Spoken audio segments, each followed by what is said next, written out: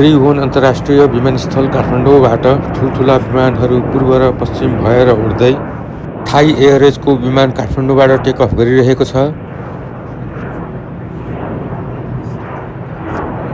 Thai एयरवेजको Airbus A330-343 विमान काठमाडौँको उत्तर पश्चिमतिरबाट टेक अफ गरेर ब्याङ्कक जाँदैछ।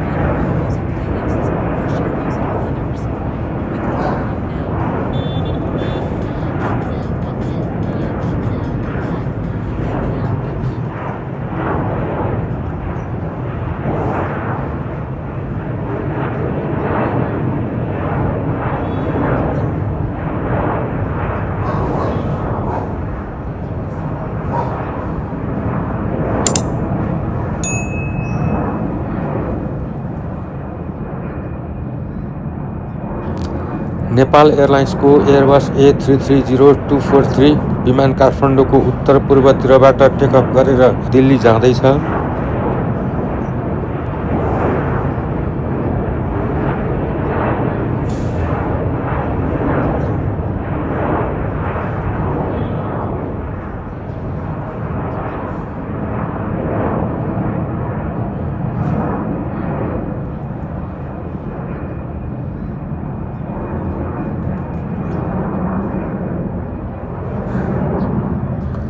यो छोटो भिडियो हेरिदिनु भएकोमा यहाँहरू सबैलाई धेरै धेरै धन्यवाद।